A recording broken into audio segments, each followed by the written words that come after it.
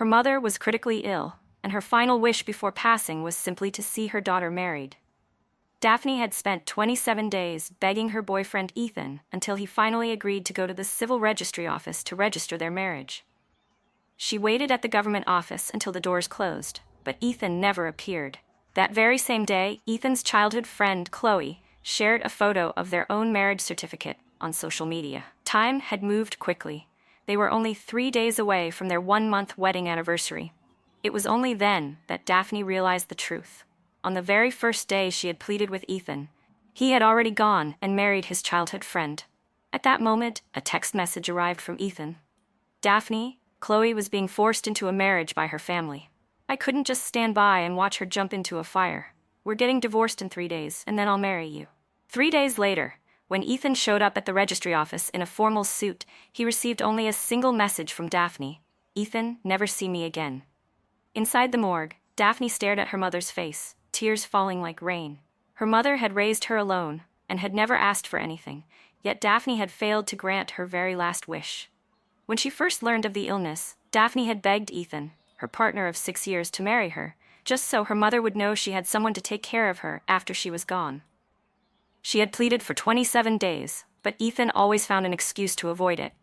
On the first day, Chloe's car broke down and he rushed to get her. On the second, he was busy helping Chloe move.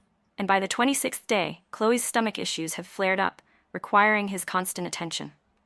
If Chloe hadn't posted that marriage certificate online, Daphne would still be blind to the truth. She had come up with 10,000 reasons to defend Ethan, never imagining he was already a married man.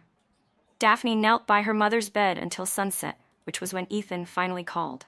His voice was as gentle as always as he asked why she wasn't home yet and offered to pick her up. Her lips moved, but no words came out.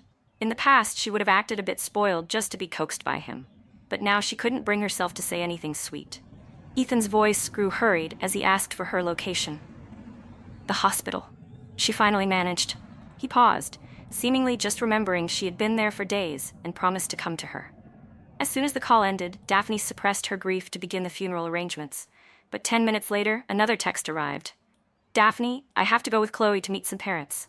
I'll definitely visit your mom next time.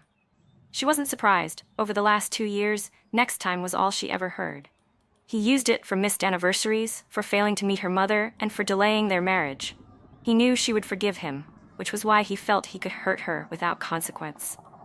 But this time, there would be no next time, because her mother was gone, and Daphne was finished with forgiving him. She stayed at the hospital all night, ignoring his endless calls and messages. Early the next morning, she went to the office to prepare her resignation. Ethan was the founder of the company, and Daphne was just a designer who had been by his side since he started with nothing. By now, her position within the company had become so insignificant that even if she were to vanish, Ethan likely wouldn't notice. As Daphne was printing her resignation letter, Ethan suddenly appeared behind her. Under his watchful gaze, she calmly picked up the freshly printed document. He looked at her and asked softly, "Are you finished printing?" She replied. Ethan stared at her, seemingly failing to notice the coldness in her demeanor. He cleared his throat slightly and said, "Daphne, come with me for a moment." As soon as she was called away by him, the surrounding colleagues immediately began to whisper and gossip. "Did you guys hear? CEO Ethan got married." For real? No wonder things between him and Daphne were always so vague. Turns out she's just the other woman. And Daphne is always preaching about how much she hates homewreckers. What a hypocrite. Daphne's father had once abandoned her and her mother for another woman, leaving them to suffer for half their lives. Yet now, thanks to Ethan, she was being labeled as the mistress in her own office. Ethan tried to pull her into an embrace, but she took a step back. "CEO Ethan, we are at the office." Ethan frowned. "Don't be angry anymore. I'll take you to visit your mom tonight, okay?" She shook her head. There's no need anymore. Her mother was dead, and she didn't want her to have to see Ethan ever again. If her mother knew that because of him she was being called a homewrecker, she would surely be heartbroken. Ethan seemed to sense something unusual about her. After a moment of silence, he spoke up. "Only 2 more days. I'll divorce Chloe then, and we can go register our marriage." Having said that, he handed her a gift box. "This is some ginseng I prepared for your mom. It's specifically for restoring health."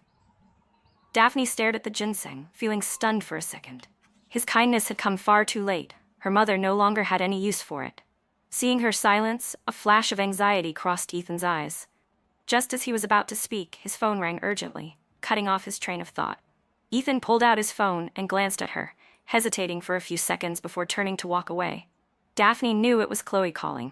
After all, she was currently Ethan's legal wife. Her heart didn't even flicker with emotion. She simply didn't care anymore.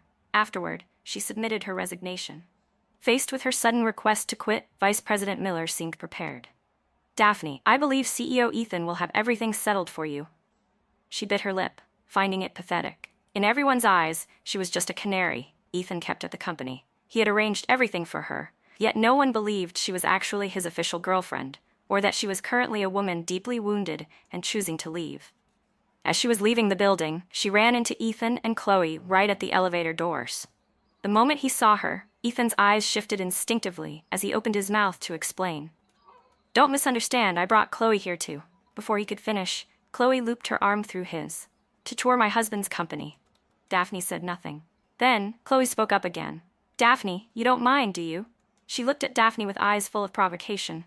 Daphne silently stepped out of the elevator to make way for them. Ethan looked at her, his eyes filled with clear hesitation, as if he wanted to say something, but he was eventually pulled away by Chloe. That afternoon at the crematorium, Daphne watched silently as her mother turned to ash. She laid her to rest in the cemetery. Until night fell, Ethan never showed up, nor did he send a single text. She didn't feel sad. Without his disturbance, her mother would be able to pass on in peace. Daphne believed her mother's soul in heaven wouldn't want her to remain entangled with him, let alone witness her marrying him. Their 6-year relationship had reached its natural end right here. Leaving the cemetery, she walked home in silence. It had been a long time since she had walked the streets at night alone. Once, she had held her mother's hand, and later she had leaned on Ethan's arm. From now on, she would have to walk by herself. She figured she would eventually get used to it. It was nearly dawn by the time she reached the house. The living room lights were still on, and Ethan was sitting on the sofa, busy texting.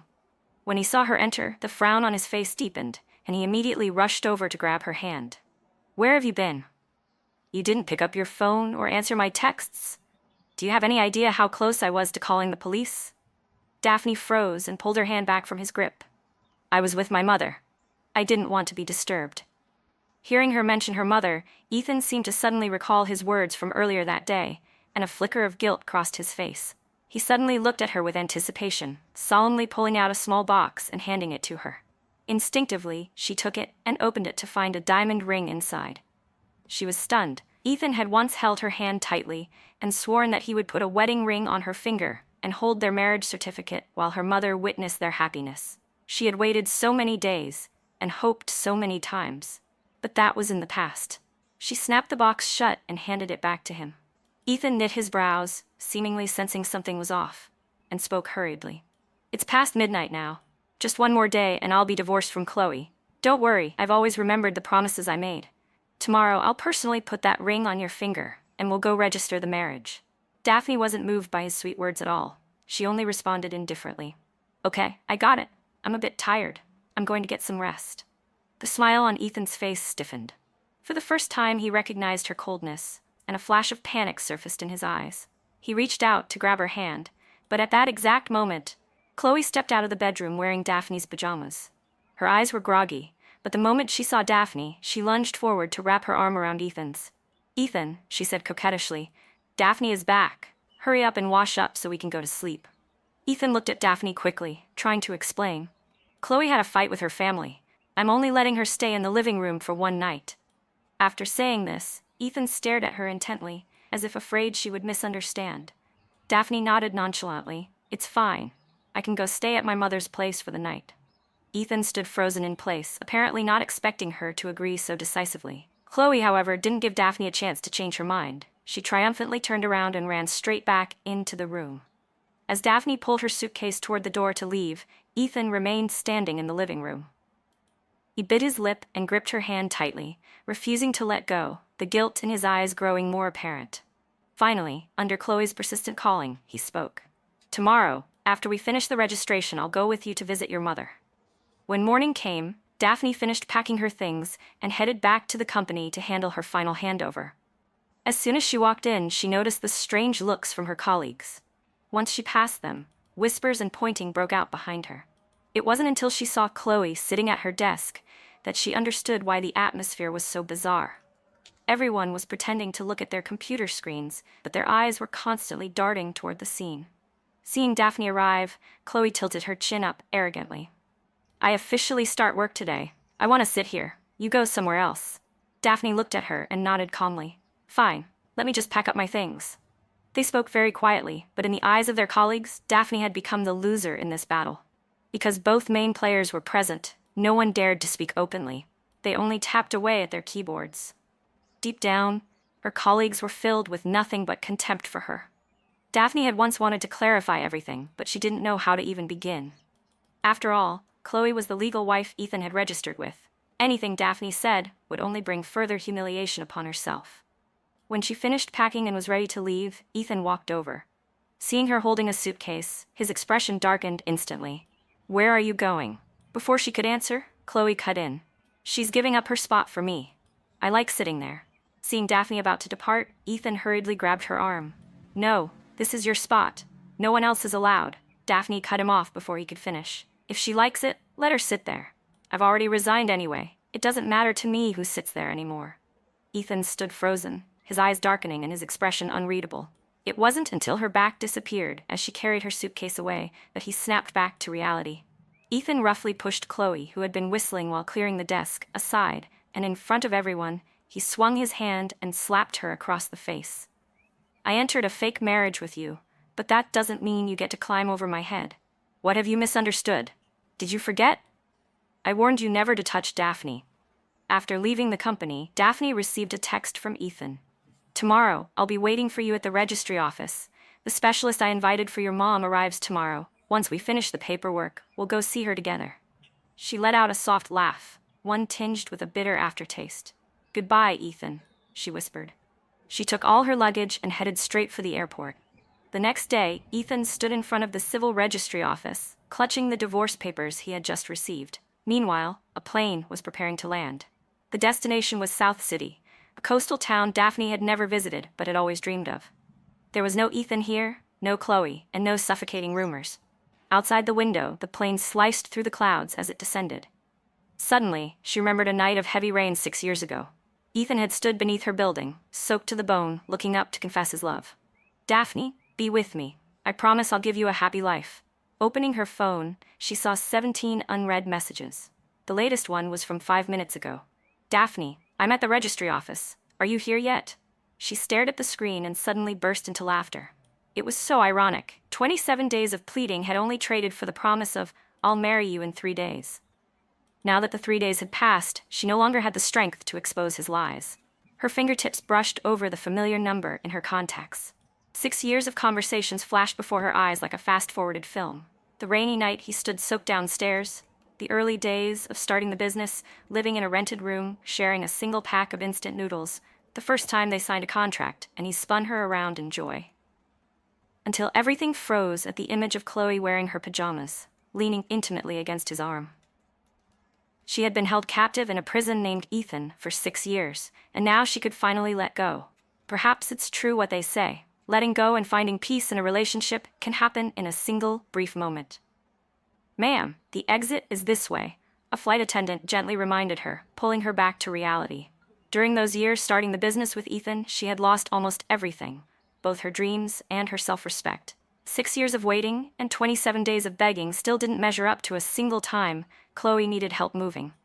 She had once thought that if she loved deeply enough and sacrificed enough, she would surely have a happy ending. But what she received, time and time again, was nothing but deceit and heart-wrenching pain.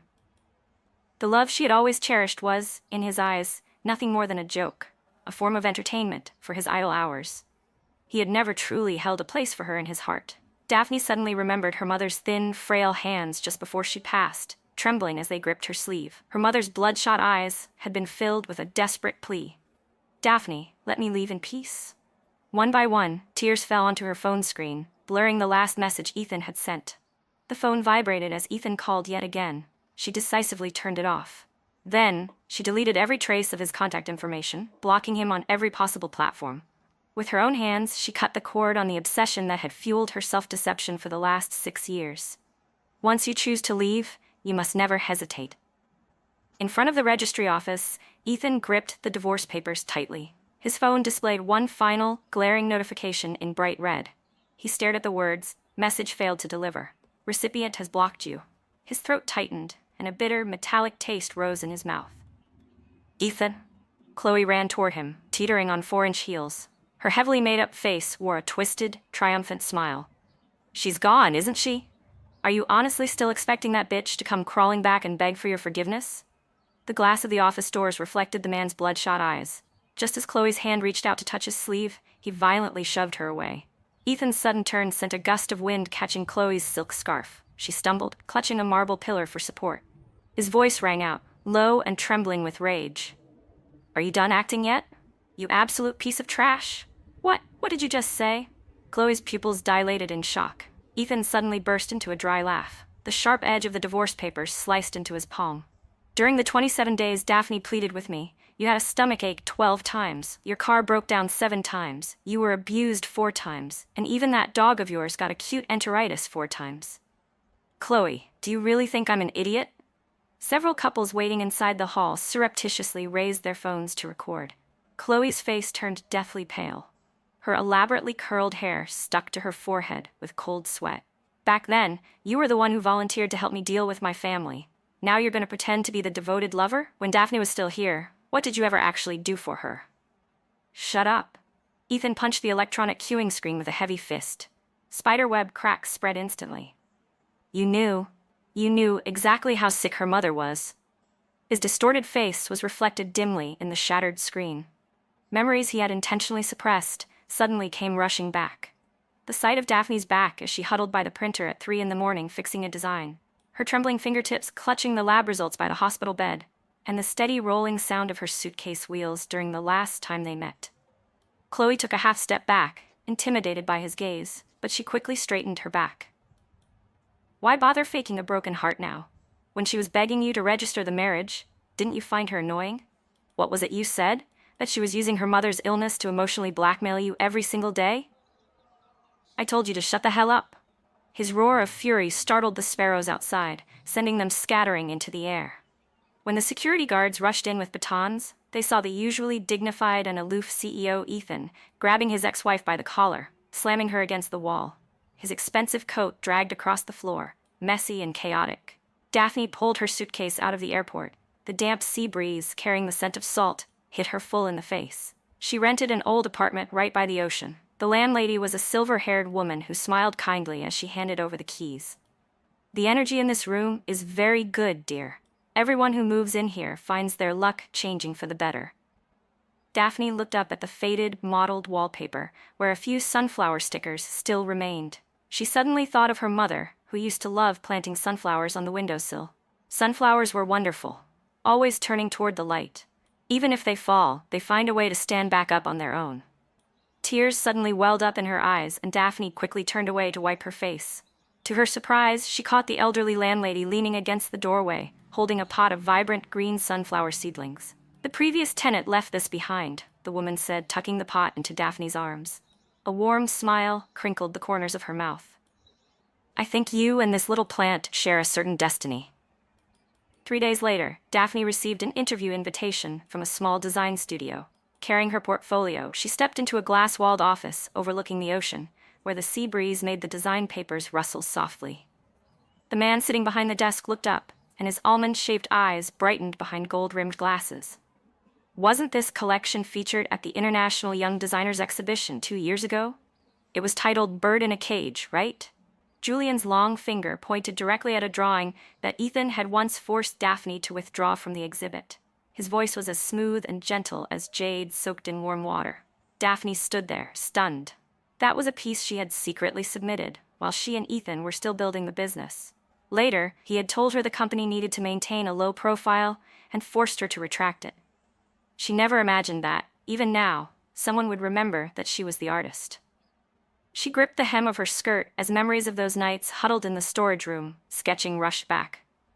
On that particular night, Ethan had kicked the door open and splashed a cup of coffee all over her drawings, sneering coldly.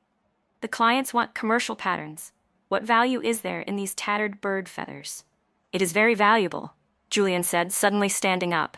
His slender fingers lightly traced the pattern of a bird struggling on the paper. To be able to paint freedom even when your wings are broken, a person like that is inherently very interesting. Julian nudged his gold-rimmed glasses, and his eyes curved into crescents. I was actually one of the judges that year, and I gave you the highest score. Report for duty tomorrow. The salary is triple what you earned before, on the condition that you finish the Bird in a Cage series. No problem, Director. Back at the old company, the assistant Leo stood outside the office door hesitating. Mr. Miller, Miss Chloe is here again. Tell her to get out. Ethan suddenly hurled his phone to the ground, the screen shattering into a spiderweb of cracks. The click of Chloe's high heels had already drawn near. What's wrong, Ethan? Has Daphne really decided she doesn't need you anymore? She leaned against her car, clutching the latest limited edition designer bag. Her red lips curved into a mocking smirk. Now the whole world knows you dumped your new wife for an old flame? You really are quite the tragic romantic, aren't you? You actually have the nerve to mention her? Ethan squeezed her wrist so hard it felt as though he might break the bone. If you hadn't faked being forced into a marriage and begged me for a sham wedding, Daphne would never have left. Chloe's face turned pale from the pain, but she continued to laugh. Who was the one who said, Chloe, I'll always be on your side? Who said we'd divorce as soon as we dealt with my family? Are you really trying to blame me for everything now? She suddenly wrenched her hand away. Ethan, for the past few years you've enjoyed my family's resources to support your company.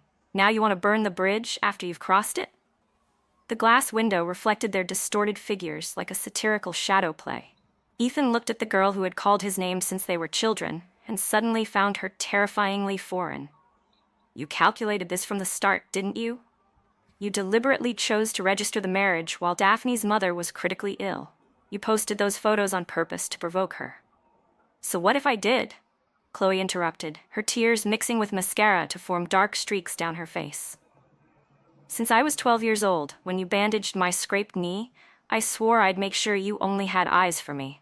Who is that Daphne girl anyway? A penniless nobody who ate instant noodles with you in a rented room. Now that the company is huge, does she really think she's worthy of being the boss's wife? Don't forget, your initial startup money was tricked out of my father. If I actually look into those shady books of yours, slap? Shut up. The second slap was even harder than the one before. Chloe's diamond earring flew off, tracing a brilliant arc through the air under the sunlight. Mrs. Wang from the finance department suddenly stood up. CEO Ethan, how much was that personal transfer you just made to Miss Chloe? Whispers erupted like a rising tide. I heard Chloe maxed out the company card last month buying designer bags. On the day Daphne resigned, the cameras caught Chloe splashing coffee all over her computer. No wonder the boss has been spending so much time with the legal department lately. Chloe suddenly grabbed a framed photo of Daphne and hurled it at the crowd. All of you, shut up! You hypocrites, just blowing whichever way the wind turns. Weren't you the ones calling Daphne the other woman before? Now you're all pretending to be saints. Amidst the sound of shattering glass, Sarah from the marketing department let out a cold laugh. We aren't blind. Last month on that business trip, someone was seen leaving CEO Ethan's room at midnight, wearing nothing but a towel. You're lying, Chloe screamed, grabbing a stapler to throw, but Ethan caught her wrist midair. He stared at the graduation photo Daphne lying in the broken frame, his Adam's apple bobbing violently. You dared to touch her things? So what? Chloe wrenched her hand away, her high heels stomping hard onto the photo on the floor. Cheap frames like this should have been tossed out long ago. Ethan, wake up. Who knows what man's bed Daphne is lying in right now? Splash. A bucket of dishwater slammed over Chloe's head. Leo from administration stood there trembling, an empty bucket in his hands. When you ruined Daphne's cactus, I wanted to do that. The sea breeze, carrying moisture and salt, drifted through the half-closed window.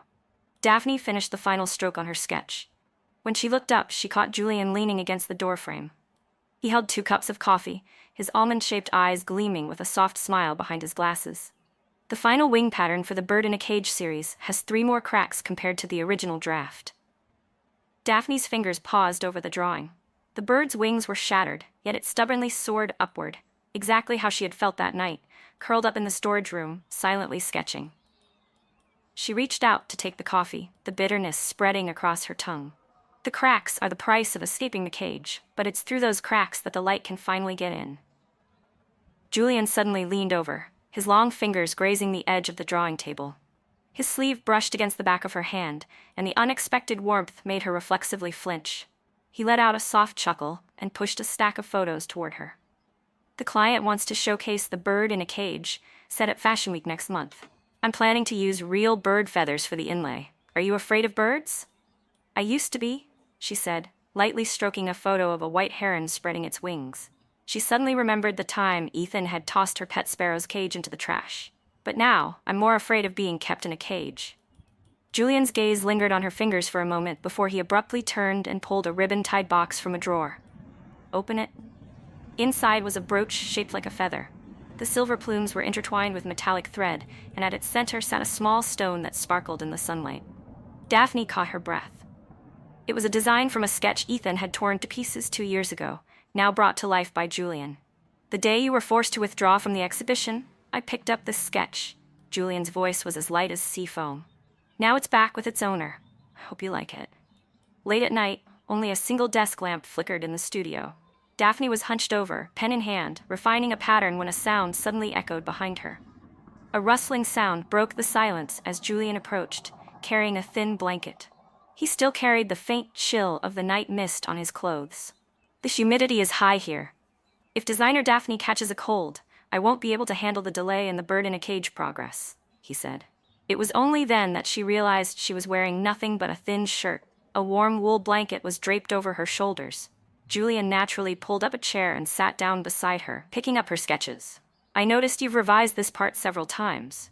Are you planning to use a gradient blue to depict the ocean? Yes, but I haven't found the right fabric yet, she replied. I'll take you somewhere tomorrow, his eyes reflecting the warm glow of the desk lamp behind his lenses. Close your eyes. For some reason, she obeyed.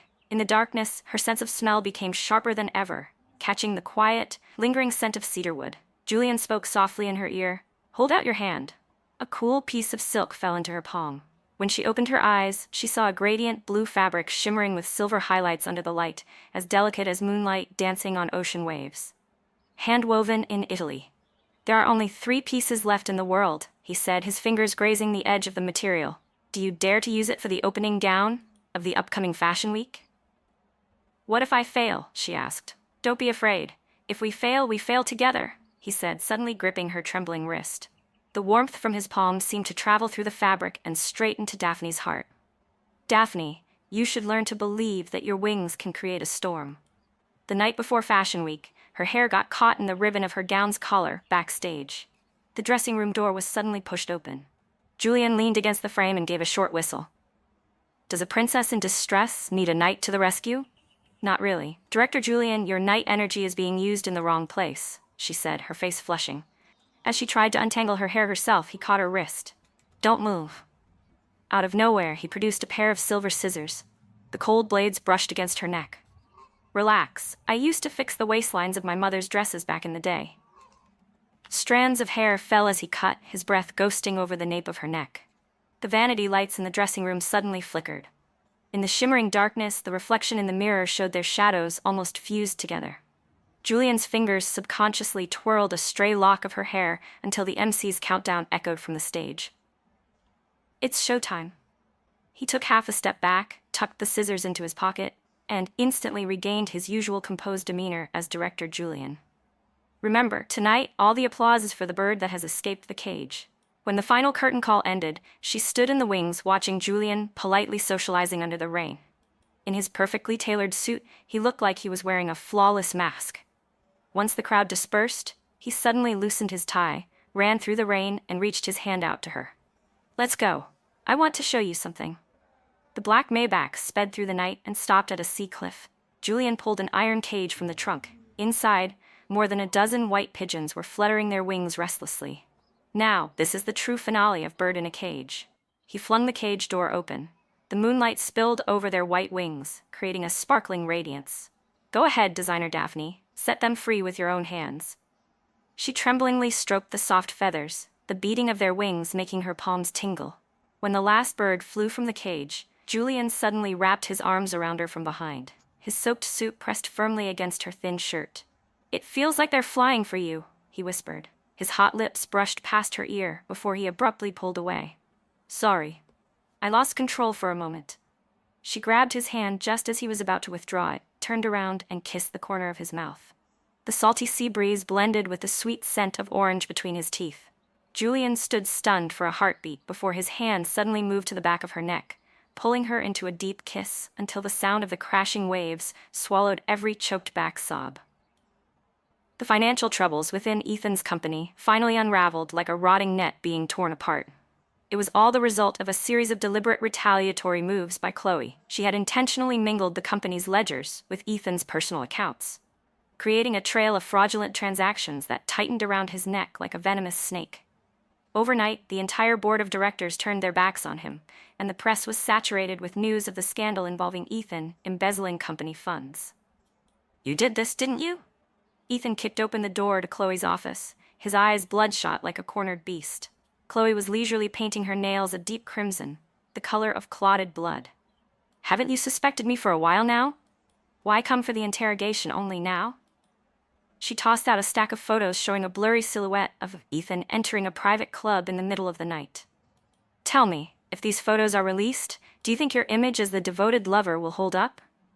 Ethan clenched his fists and suddenly broke into a cold laugh. "Do you think I don't have copies of the evidence regarding your father's smuggling?" The air in the office suddenly grew thick. The nail polish bottle in Chloe's hand fell to the floor, shattering into pieces. A week later, Chloe's father was arrested for smuggling, and all the assets of the Chloe family were frozen. Ethan's company also declared bankruptcy. Amidst the storm of audits, the building that had once been so magnificent was now covered in official seals, looking like nothing more than a lavish tomb. Ethan, where even now? Chloe stood at the airport security gate with her suitcase, her makeup smeared like a withered rose. Ethan stared at the scar on her wrist, the one she had once used to fake domestic abuse, and let out a sharp sneer. "Someone like you, even hell would find you too filthy." Chloe's pupils contracted and she immediately turned to disappear into the crowd. 3 days later, a news station in a small Southeast Asian country reported a yacht explosion. Among the wreckage, they found a passport belonging to Chloe. The rainy season in South City arrived as a sudden downpour. Daphne ran into the design studio clutching a stack of drawings, only to find Julian holding an umbrella and waiting at the door. "Designer Daphne's punctuality index still needs some improvement," he teased, shaking the rainwater off his umbrella. His gold-rimmed glasses were fogged with mist, creating a soft, ethereal glow. At that moment, a raspy voice tore through the curtain of rain. "Daphne." Ethan stood at the corner of the street, soaked to the bone, his expensive suit wrinkled and looking like a rag. In his hand, he clutched a faded velvet box. "I came to fulfill my promise." He tremblingly opened the box. In the gloomy rain, the diamond ring didn't hold a single spark of light. "CEO Ethan, your memory truly is failing you," Daphne said with a soft laugh, her finger lightly touching the water droplets on her brooch. "The promise of that ring? From the 27th time you ran to Chloe, you crushed it with your own hands. Do you think holding on to a piece of junk can fix your mistakes?" Julian stepped forward and wrapped his arm around her shoulder. "You already ruined 6 years of her life. Do you really want to smash what's left of her dignity now?" Ethan stumbled back but still stubbornly reached out. "I don't need anything else. I just need you." "You already have nothing." Daphne cut him off calmly. "Ethan, your regrets can't even nourish the grass on my mother's grave." Julian suddenly pulled a feather-shaped brooch from his pocket, the silver light flashing coldly in the rain. "Does CEO Ethan recognize this?" Ethan's pupils dilated. It was the design from the sketch he had once torn to shreds. Julian pinned the brooch to Daphne's collar and said, "She has grown new wings. That's enough." The final remnants of his dignity were crushed. Ethan suddenly burst into a crazed laughter, pointing a finger at Julian and screaming, "You think you've won?" At her core, she's still just the girl who used to cook ramen for me in a rented room.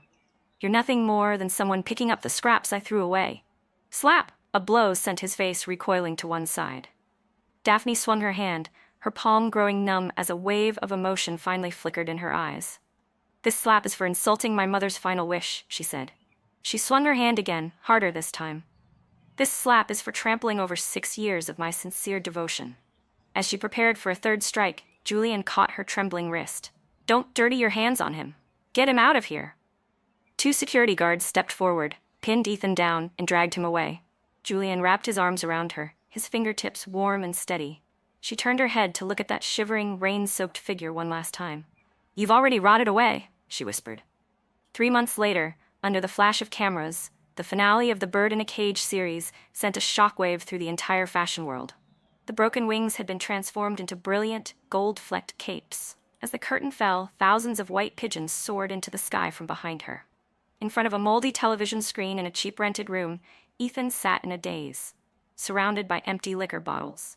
The broadcast showed the exact moment Julian placed an engagement ring on Daphne's finger. He suddenly hurled a bottle at the ground, glass shards sinking deep into his palm as blood began to ooze.